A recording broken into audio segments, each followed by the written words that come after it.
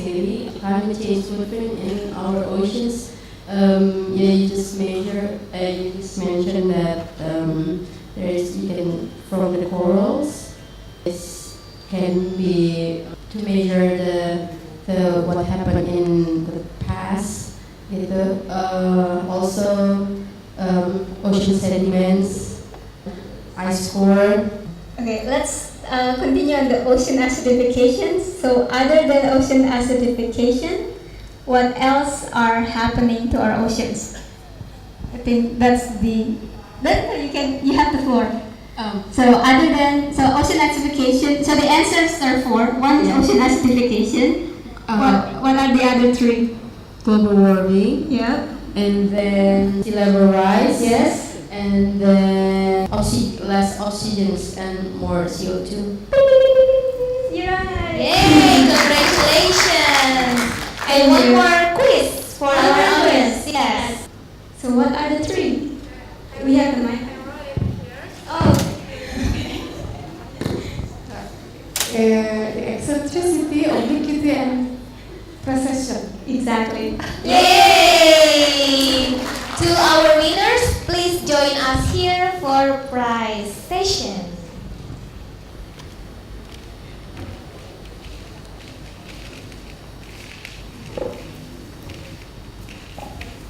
Our first winner, picture please. And our second winner, big applause for them. Yay! Now we will continue to Q&A session. So be ready with your question. So Dr. Intan, please have a seat. And now I will open the Q&A session. Our online viewers also have the opportunity to ask questions to Dr. Intan via comment box of our streaming video. And audience, if you have a question, please raise your hand, mention your name and institution, and please stand up. Okay, the lady with the blue hijab. Good morning, my name is Lolita from Ministry of Marine Affairs and Fisheries, Research Center for Fisheries. I don't know if my question is really your presentation, but I want to know your opinion. Indonesia priorities to achieve our previous president goal to reduce greenhouse gas from this country about 41% in 2020.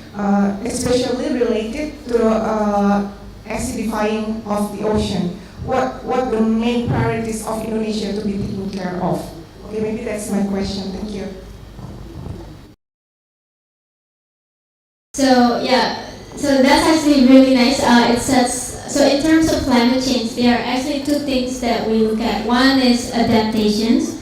Adaptation is how we would adapt to the changes. And the other one is the mitigation. Mitigations is how we would reduce the amount of CO2. So Indonesia has this goal to reduce CO2, and I think we do have many avenues. I think so far we put so much attention on land. So for example, how we reduce deforestations. So forest is the lung of our planet. We need it to take the CO2. How we should not burn the peatland, because peatland has a lot of carbon. So if you burn rawa-rawa, then you really put a lot of carbon into the atmosphere. But as an archipelago country, I would say that we still lacking in terms of our understanding of how much our oceans will play into role, how much we can absorb. So actually, at RCOEP, it's research not conducted by me, but my colleague, for example, start looking at the mitigation potential of an area. So let's say we have Pulau something, right? This Pulau something is actually putting atmosphere into the oceans or absorber of our oceans. And actually, we can look at the mangroves. Because mangroves also locked in carbon. And yesterday we have Mas Udi talking about seagrass. Seagrass actually also something that really needs to look at because it has many good things. Sometimes sometimes I feel bad to seagrass because people think about coral reefs so beautiful and they forget about seagrass. They're just greens, but they're very important. And seagrass is interesting because to some extent seagrass will benefit from climate change because they absorb CO2, but to some extent when you have ocean acidifications, it will be harmed. So I think what Indonesia needs to understand, given that most of our areas are oceans, how much can we absorb CO2 with our ocean part, not just the land part? And I think KLHK as the ministry behind this have started to look at and involve the ocean part, and I think that's the right direction. In terms of ocean acidification, it's actually we don't have data on ocean acidification in Indonesia. That's just the hard truth. We talk about this a lot. We talk about how it will be dangerous to our coral reef, given that we are the center of coral reef. But actually, the UN has the IOC, the sub-commissions that deals with the oceans. And in our regions, there's the IOC WESPAC, the IOC of the Western Pacific. Now, what this body does, one of the programs is monitoring the ocean acidifications. So every country have to do something in terms of monitoring and report. And unfortunately, we are slow on this. At LIPI, we wanted to be serious on this. This is a serious issue. How do you assess anything without data, right? You just say it's dangerous, but there is no data. So at LCO-LIPI, we have actually many ways that we look at ocean acidifications. So we start monitoring ocean acidification using the standard operating procedure from the UN. And that site's in Lombok. That's the only place, to my knowledge, the first one in Indonesia, that applies all the SOPs. Monthly monitoring, coral calcification is there, calcification unit is there, as well as ARMS. ARMS is like little apartments in the oceans. But I think with that, I've seen university lecturers, also ministries. LIPI cannot do this alone. So if you can add more station sites to this effort, that would be great. And at LIPI, like I said, we didn't measure in pH in the past, and the time has passed. We just don't have this data. So as I'm a paleoclimatologist, what I do is actually I use corals to reconstruct pH of our oceans. And I can tell you that it's not as simple as we thought. Our oceans are so complex, we have to respect this. In open ocean settings, we know like in Indian Ocean, Pacific, they have monitoring data, and the pH is going down like really nicely. Like this is ocean acidification at play, right? But in Indonesia, we have monsoon. Our oceans are, it's sort of semi-enclosed. We're not really open ocean, right? We have so many island surroundings.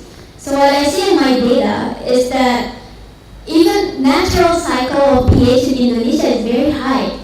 So we need to understand this before we can say anything. How much is ocean acidifications really have imprints in Indonesia? So I think data is the key here. Thank you. Okay, thank you.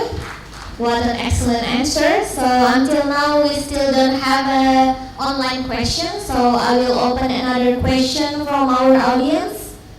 Another question? Okay, sir. Yeah, thank you very much. My name is Roy Andreas from Jenderal Sudirman University, Center of Bioscience Maritime. So I'm very agree with you that if I just remember that maybe 2-3 years ago, my supervisor told me that if you want to understand about the Earth, so the most important is you have to understand about the ocean. Because the ocean is cover our Earth maybe more than 70% of Earth. Okay. Actually, it's very interesting and wonderful presentation for me because in this time we can see that Indonesia have 70% of area is ocean, covered by ocean. So that means if we want to understand about our country, Indonesia, especially Indonesia, we have to learn and understand also about our ocean. First, my question is, actually, I didn't see the number from your presentation. Maybe can you told us maybe average or something like that? Because between ocean and atmosphere, they always have something exchange, gases exchange between atmosphere and surface water. Can you tell me average or number of average, something like that? How about the rate of gas exchange between the atmosphere with the surface water? The normal, the normal numbers. And what's the happen now? How about the present? Now is there is still normal or not? Something like that. Maybe if you have kind of data about this. Can I just exchange of what? Like Yes, CO2? yes, CO2 or maybe O2, because you told us that now so many oxygen is something go to the atmosphere from the ocean, right? And how about the CO2? Maybe that's why. That's maybe one scenario. Thank you. So yeah, what is the rate of exchange of CO2? And it goes both ways, you're right. So it varies between places. There is no one number. Even in Indonesia, for example. I did this study by my colleague at ITB. So he was using data from Barunajaya cruises from many times. So he was measuring PCO2. So how much CO2 is going? Is CO2 going in from the ocean to the atmosphere or atmosphere to the ocean? So the question was, is Indonesia contributing to global warming or are we actually absorbing, with our oceans? So he was actually showing that it's very different even in our country. So the western part of Indonesia, we have shallow oceans, 200 meters, and also have big cities, the pollution, I'm sure. As it turns out, many of the western part is actually a meter. So they're actually more, the CO2 actually flowing from the oceans into the atmosphere. But the case is different in the east. The east, we have deeper oceans and more pristine, and they're actually absorber. As in terms of the numbers, I don't remember what he wrote in the paper, but I could send you the paper. So my point is, even in Indonesia, it's different. So of course, on the global scale, though, we have logically, as we keep increasing CO2 in the atmosphere, so on a global scale, the ocean right now is the absorber, because with the global cycle figures, for example. But again, the small scale understanding, like Indonesia, for example, is very important. And I think information like this will be important to like KLHK when what's the number? Is Indonesia emitter or absorber? And this information is actually important for them for the negotiations of climate. So we know neraca carbon or budget, carbon budget. What's Indonesian role on this? What Indonesia should do. So right now, yeah, we have more data on land than from the oceans. Okay, now we have an online question from Divo Aryo. Hi, Divo Aryo. The question is that possible? What happened in the movie The Day After Tomorrow, 2004, happened to us, the moment when we lose climate balance cause overcome of fresh water due to the melting ice from our pole region. Yes, I saw that movie when I was in grad school. That movie was interesting because there's actually really good basic climate science on this. So the sexy part of it is, some people think our ocean, it's just water.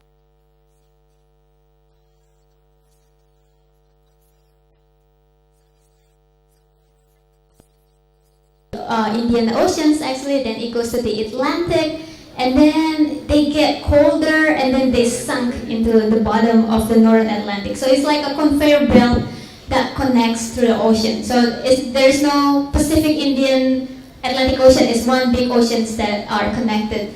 So what movie highlight was, in the past it happened that we have, the the conveyor part in the Atlantic can stop or slow down when you have a lot of fresh water in that area. And it did happen. We know from the ice record, the sediment record that happens. So that movie took that idea, but it did exaggerate it. Like if that happens, and we see that it might happen, the slowing down of the this conveyor belt, but it wouldn't happen like that was like within days, and he lost his kid and tried to find his kid, something like that. It could happen, but it's not as fast as that. Yeah. This is a very quick question for me because of my curiosity. In the slide of Nature Archive, is that a picture of you? Yeah. Oh, she also a good diver.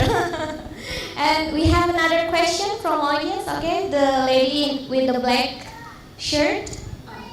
Yeah.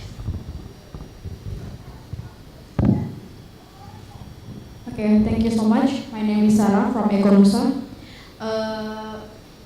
Thank you for your inspirational presentation. So let's move forward. Okay. So how we prevent coral bleaching and ocean acidification of the next 5 years? And if LIPI has data about this problem, how LIPI tell this warning, especially to coastal local community? Thank you. Thank you. Excellent questions. Yes. So coral bleaching and oceanifications, they have different pace, right? Coral bleaching actually happens when you have suddenly like very hot temperature, and it's too hot for corals to live, and they escape from the batu karang, and the corals bleach. So that happens very quickly, and usually things like El Nino will trigger coral bleaching. For example, in Pulau Seribu, if you have El Nino, almost coral bleaching is there for sure. Whereas ocean acidification is a very slow process. So at this point we monitor it, but we don't have alert. Now, so in terms of alert to the coastal community, that would be in terms of coral bleachings. Actually, for example, NOAA, the U.S. National Oceanographic Administrations, they have actually a nice coral bleaching alerts all over the globe. So what they do, because we have satellite data, we know what the sea surface temperature. So when we start seeing, like, let's say in Kepulauan Seribu there is a hotspot of temperature, then we could alert the immediate response or immediate dangers of coral bleaching in that area. So in 2016, around Lombok there was like massive coral bleaching, but if you look at the sea surface temperature from the satellite, yeah, indeed, you have this red blob around the region, but only in that area is less in the Sumatra and so on. So yes, I think what Indonesia needs to do is to also monitor this coral bleaching alert, especially if you work in a particular type of area. Let's say you work in Wakatobi, you want to know when it will happen. Then do check out their website, check out the sea surface temperature from the data from the satellite, and that would be a quick way to tell coral bleaching. For ocean acidification, because it's a slow process, and many people don't realize it, I'm also still trying to communicate it. So what in terms of alert, basically, for example, our work in Lombok, the reason I chose Lombok because they have Kerang Mutiara, right? So calcification is not just an issue of ecology, it's an issue of economy. So let's say if their water is becoming more acidic, not only the corals are in danger, but their Kerang Mutiara economy, the pearl industry, will be affected. But I need data for that. So that's why I go to Lombok. I also look at all these parameters, and I want to see what's the status. Maybe it's no problem. Maybe pollution is a bigger issue than ocean acidification. But that's the data. The local government needs to know whether their economy will be affected or not. I did talk to some of the pearl industry nelayan Kerang Mutiara. I talked about, okay, do you see any issues? They did tell me about, so in order to breed, they need to breed Kerang Mutiara, right, the pearl, and then they need to start trigger the Mutiara. So what they did was they have to breed the mutiara to a certain size, let's say 12 centimeters. Then they trigger the mutiara. So mutiara is not a natural process, they have to trigger it. But only when they reach a certain age, a certain size. But they say in the last few years, it's getting harder for them to get that size. So instead of 12 centimeters, maybe when they already reach 8 and they're not growing as fast as they want, they start triggering.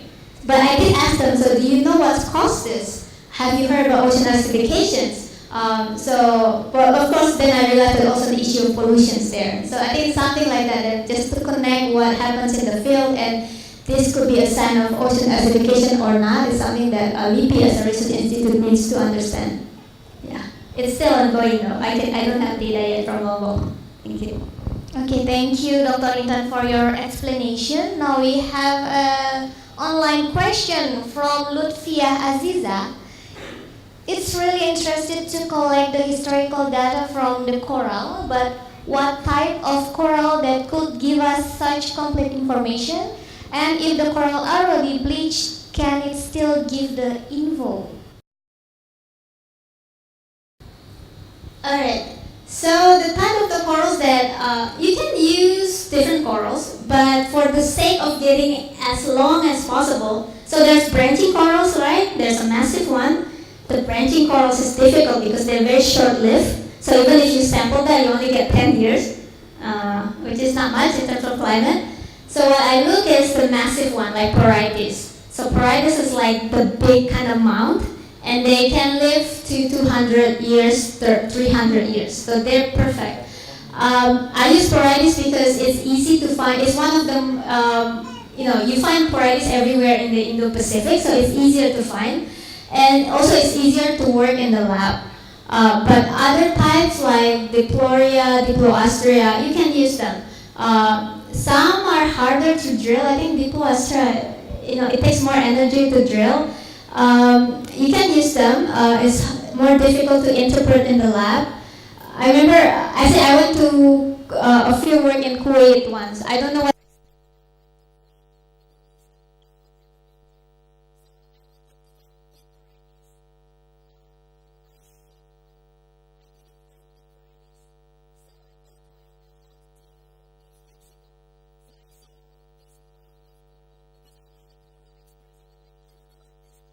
It looks really nice, and I think if we drill, we can get nice information.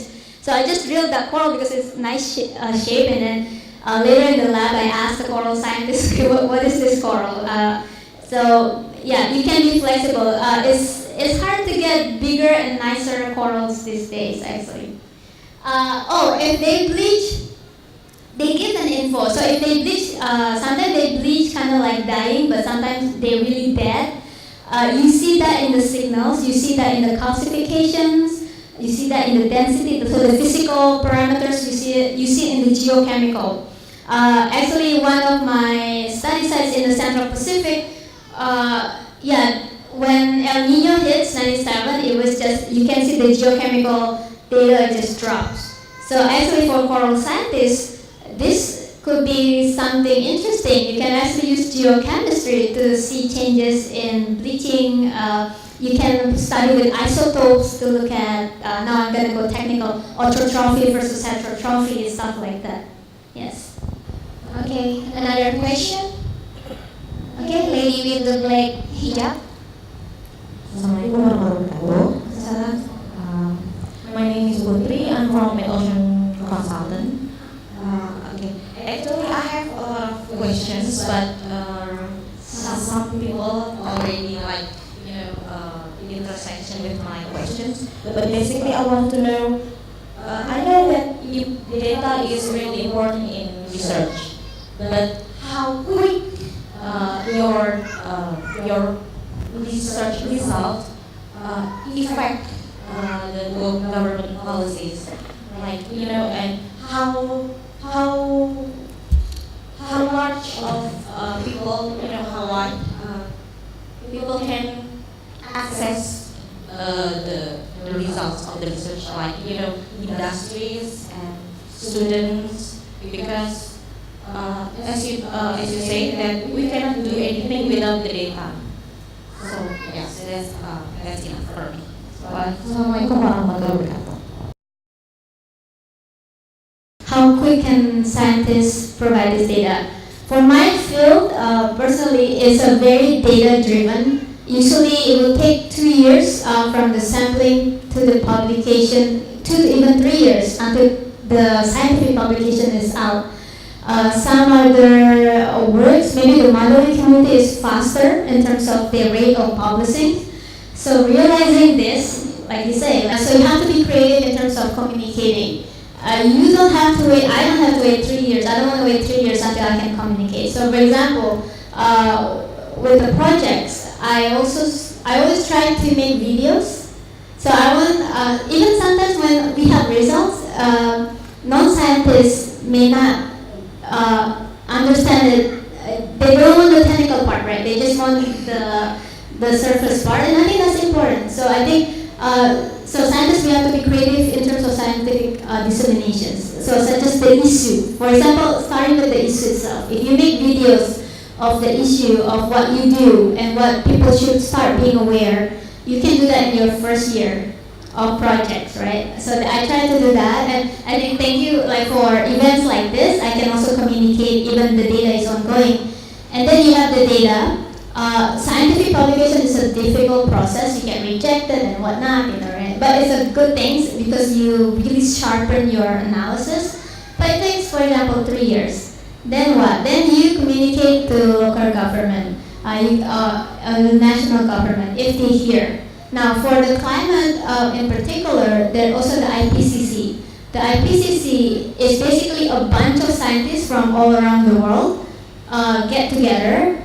One section talks about the status of the climate change, one talks about the adaptations, one talks about mitigations, so how we reduce CO2 in the atmosphere. Now, I can even tell you the process of IPCC. So IPCC just start, so they make assessment report periodically. The last one was 2014. That was the 5th assessment report. So now they're making the 6th one. Now the 6th one, this year, we start putting together the people. So who are the peoples? And it won't be released until 2011 because within the next 3 years, we have to pull together information from these scientific publications about climate change status, and we have to select, we have to make sure this is really data that we can trust, because otherwise then the IPCC will be hit by the climate skeptics. And you can imagine, even compiling takes 3 years. But once it's there, like you say in my presentations, I kept mentioning about IPCC report AR5 statements. So one is out there. IPCC always have a chapter which is the summary for policymakers. But yeah, so it's a longer process, and then you don't know whether the government will listen to. That's another issues. But you can at least make people aware. Doesn't have to be scientists, media, consultant of the issue, what we are progressing, how they can help. I think that's part of the important part. I mean, people ask, how do you help climate change? It backs to your own personal daily activity. But I think, there's many young students and docents here. Climate change is a very exciting field. It changed so much, the knowledge changed so much. Like when I started in grad school, I started with a hypothesis that was so in that time. 3 years later, the hypothesis was not even valid, So things change so quickly. It's that kind of field that if you're in it, you really have contribution, It's fast, it's so fast. So whatever you can contribute, I think it's very exciting. Yeah, thank you. So if any more people want to be climate scientists, yes. Okay, we have another online question from Praditya Fianto. Hi Praditya. Data is the key word. So what do you think about our data library now? Because to collect a good data need a good budget. In this case, it's a big problem. Yeah, funding is one thing, but time is also two things, right? You can have big funding without time. But no,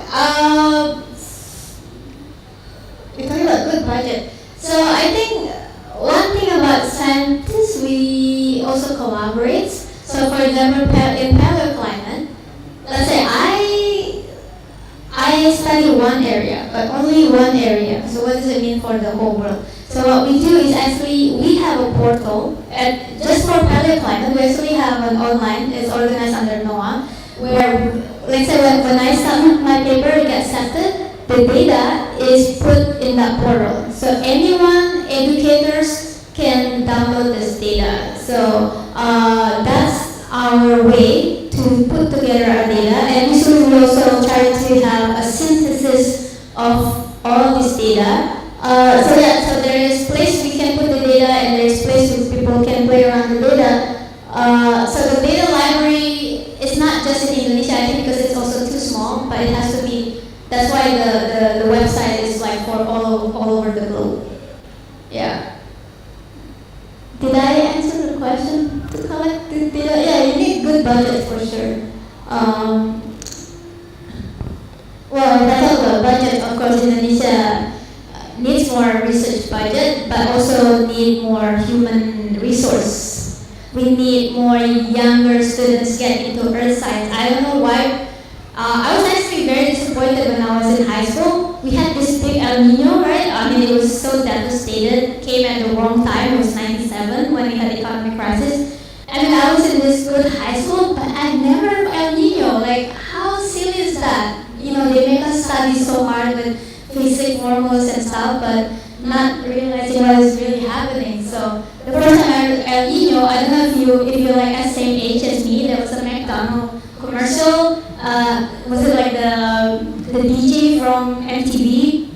Aditya something. I still remember he was on the McDonald's advertisement. He had this umbrella and said El Nino, El Nino. That was the first time I heard El Nino. It should have been in the textbook.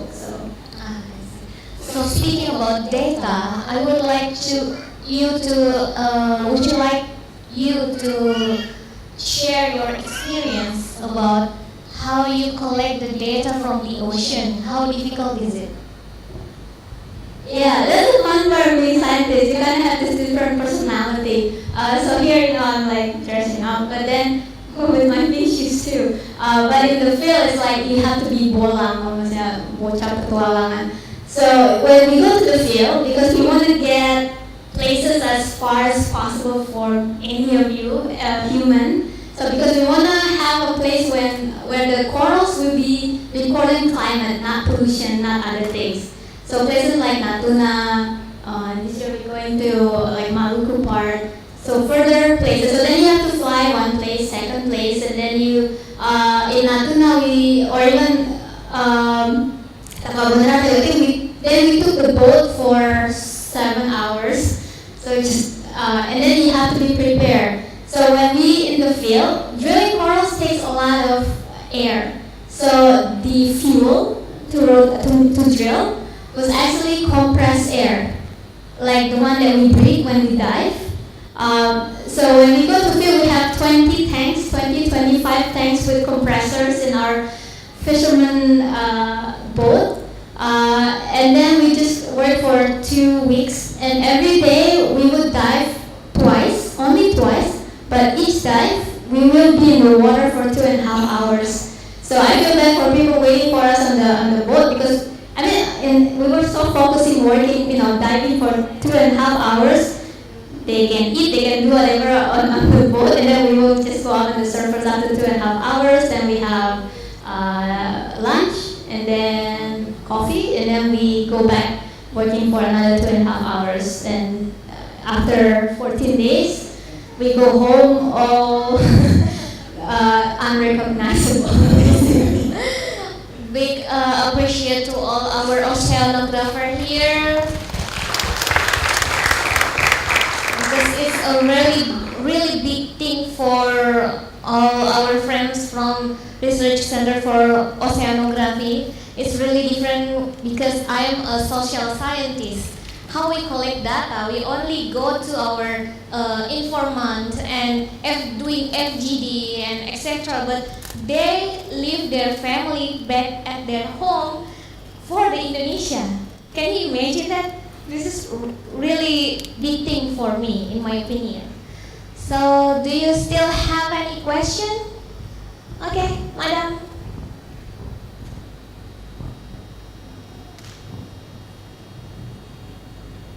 Assalamualaikum warahmatullahi wabarakatuh.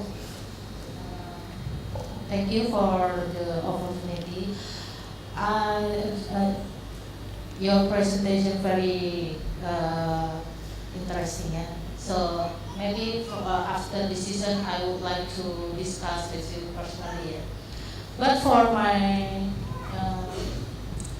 thinking, how we control our data, because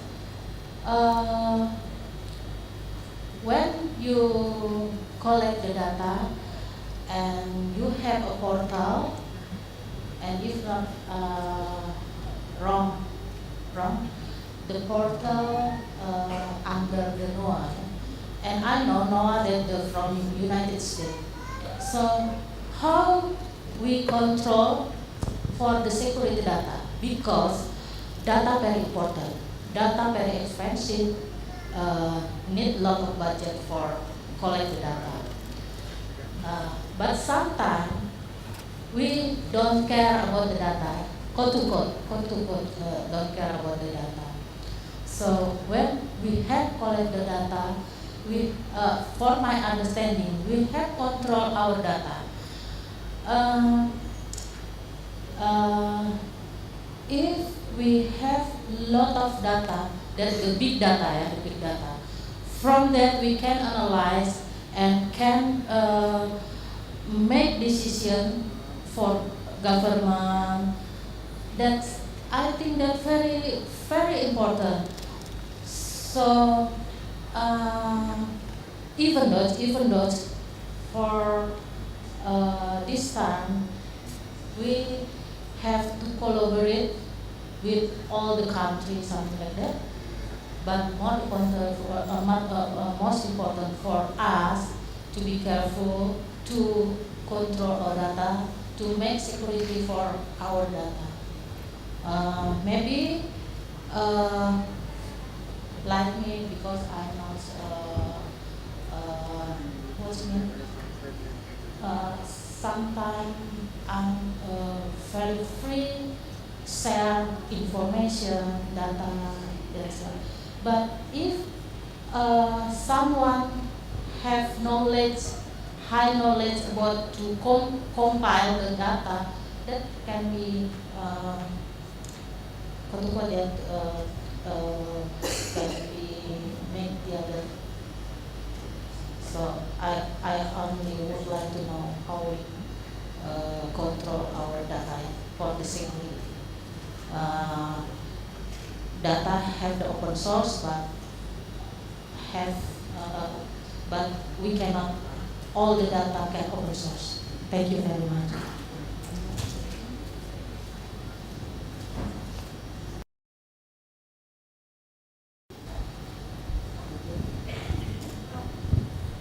Okay, thank you for your questions.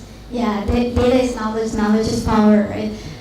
So data has different classifications. There are particularly oceanographic data. They are sensitive, especially for Indonesia. It's a matter of national security, and we know what are those data. So for paleoclimate, it's a different characters. It doesn't. It's not a social security, but it's more like scientific proud, I would say. Like if we don't get the data out, we actually, that's not good for Indonesian scientists' reputations. So for my paleoclimate data, it has not, one affects national security. So actually, because it's funded by public money, and not just Indonesia, but all over the world, if you're funded by people's tax, you have to make the data available. So why it's in NOAA, just because they have the infrastructure there, but actually the data there was from many countries. At one point, when the US had a shutdown, I think they had a shutdown of the NOAA website, and we were kind of annoyed. So it was just like, well, maybe NOAA shouldn't handle it now that Trump is in power. There probably more power shut down. We couldn't, like, people couldn't access the data or NOAA data.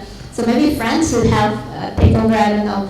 But so far, it's because they have the infrastructures and there's no issue in terms of security, and it's actually it's our responsibility to get it out there, and it can be used for many purposes.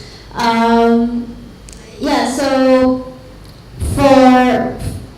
I know for like oceanographic data, even in RCO, we do classify it. Like, and there's also so there's a classified very restricted access, but also there are data that are timestamped. So this data is logged for, let's say, 5 years or 4 years. So until it gets published, then after that it has to be published. At least the information has to be out there. Even if the data is sensitive, if we use public money, then it has to be out there. You have to make for paleoclimate, which is no problem. I put the row, like really like the time, the number, and so on. So people can replot my plot. Yeah, thank you. Okay, another question. Okay, madam with the red hijab.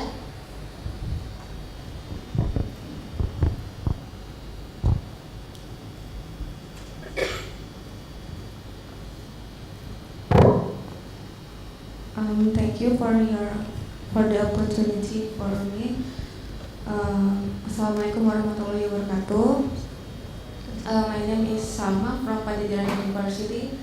I'm a student, and let's straight to the question. I would like to ask: can all the climate change footprint that you mentioned, like sea level rising, acidification, and rising temperature, makes economical biota that we consume accumulate dangerous pollutants like microplastics or heavy metals? Thank you. Okay, thank you for your questions. So it's slightly different than the pollution issue, because the pollution issues like microplastics, organics, and stuff, it has a bioaccumulations cycles to it, right? It get eaten by plankton eaten by fish, and so on, and then we eat the fish.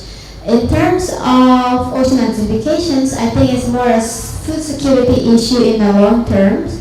In terms of our ocean producers, so for example, coral reef, seagrass, those are nurseries for fishes. This is the nursery where we catch it in the open ocean, for example.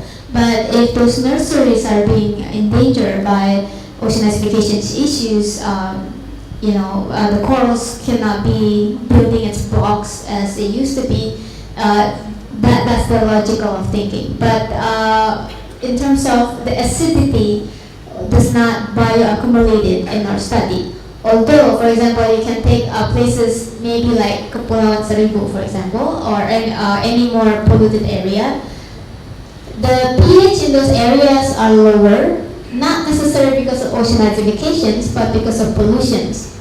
And then whatever pollutions in that water can be bioaccumulated, but it's another different story. Yeah. So the pH itself, it's an ocean parameters, it's not pollutants.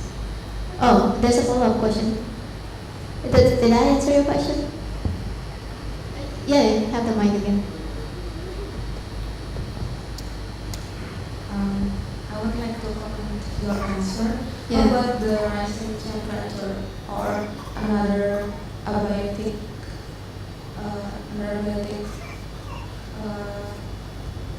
that can make biota consume more like pollutants, For example? I heard that the seminar from University of Indonesia last February, I think, about microplastic. The doctor said that biota can accumulate more microplastic when the sea temperature is rising, because more higher temperature, the plastics can be degraded into small pieces, and more plastic pieces in the ocean, the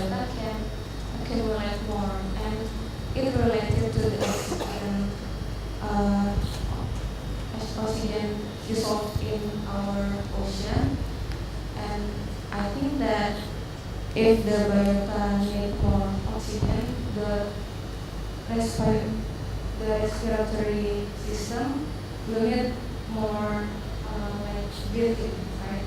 And if the pollutants, small pollutants, concentrated in our ocean, and the biota need more oxygen, I think the biota can accumulate more the pollutants, the small pollutants like heavy metals. Alright, so it does sets for, so the main issue this will be more on the pollutions and how the surrounding, the ambient environment such as temperature and OA will enhance, right, the microplastic dangers part of it. Yes, I think it's possible, especially with the way microplastic issues, there's the degradation issue from bigger plastics to smaller plastics. So when you have warmer temperature, that will enhance the productions of microplastics. Yes, so but you need sort of you need the pollutants. So the temperature and acidic ocean itself is not, it's just an ambient parameters. There's no bioaccumulations aspects of it, but yes, when you add things like pollutions, microplastic, then it could enhance these pollutions issues. Yes, but yeah, in terms of so it's two different sort of reservoir or components. One is the ambient water temperature, the other is the chemical pollutants, right? Yeah, thanks. Okay, Louis. Okay, with the red jacket. Okay.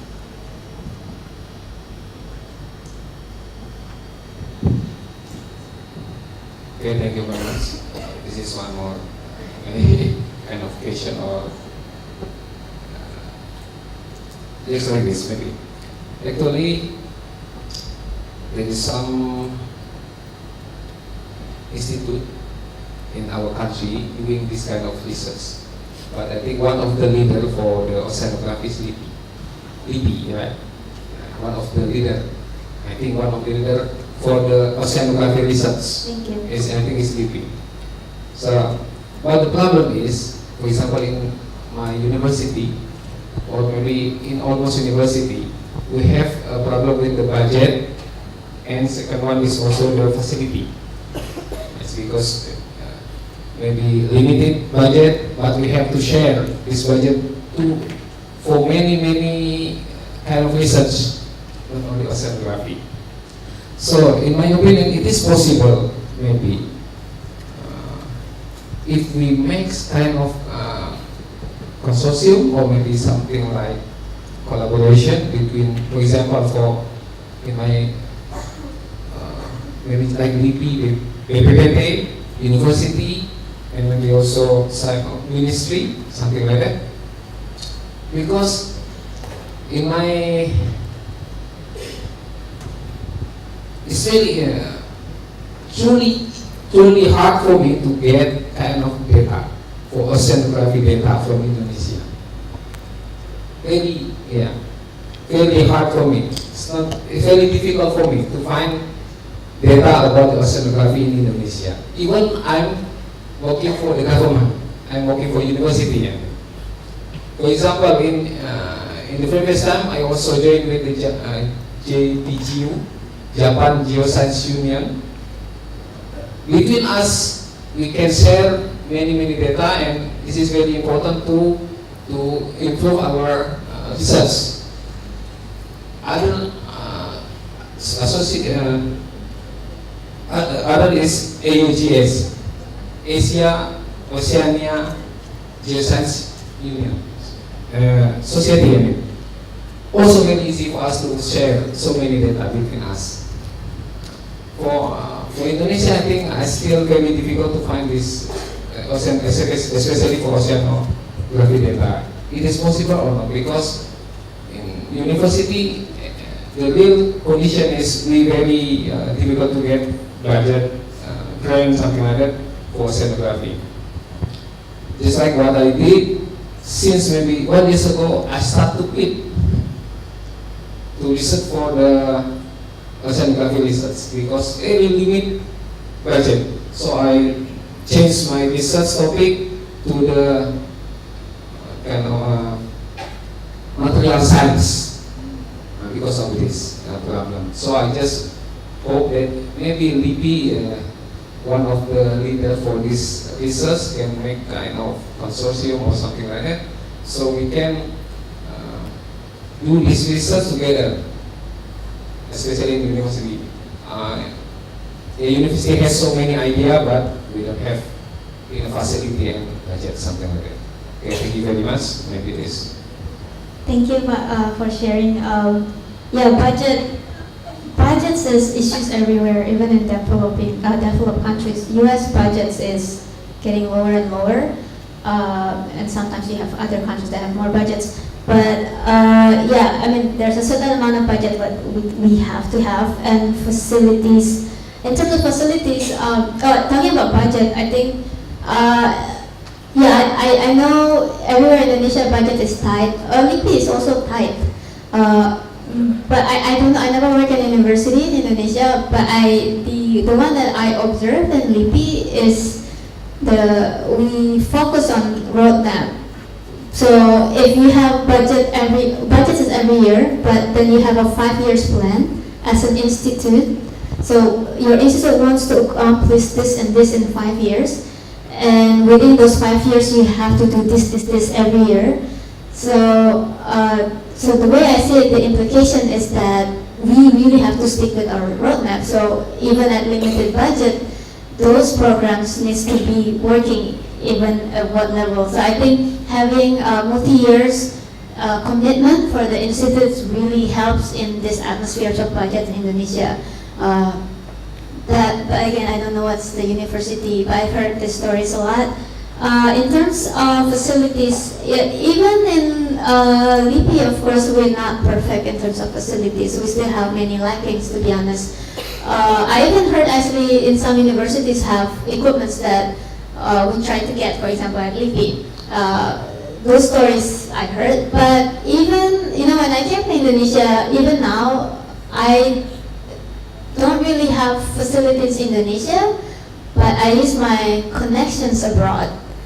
So if you think that why do we have to have the same equipment in Indonesia, you can take it all over the world. We can make it bigger. Like if my collaborators have equipments there, why not use his equipment? And it would be nice for me to have one, but then there's also maintenance and whatnot. So using collaborations actually have really good. Not just in terms of using the instruments, I found it in terms of time. Because in Indonesia we have so many non-scientific jobs, things to do. So if I try to make measurements in Jakarta, my heads are everywhere. As opposed to if I spend, like for example, in Japan, 1 month just doing analysis, it's more effective, for example. And consortium, yes, there is now, with the endorsements of Bappenas, we have consortium Riset Samudra. So I think also, a while ago we have these signatures from Bappenas, LIPI, BPPT universities. I need to check if UNSUD was there. But the reason we have this consortium was exactly for the same issues. And this consortium is actually for Samudra, because most of the research in Indonesia is in the coastal, because it's so close, so easy. Then how about the deeper oceans?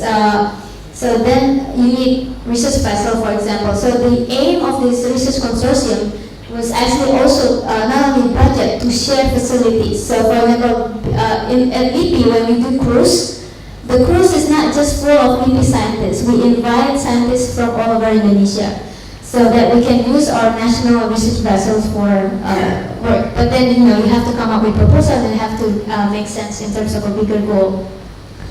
For data, the data, the government in Indonesia have mandates. So the National Ocean Data Center was actually mandated to BIG, Badan Informasi Geospasial. RCOEP is actually mandated as the National Data Center for Coastal Ecosystems. And that is growing. So I think the website is pusdata.oceanography.lipi.go.id.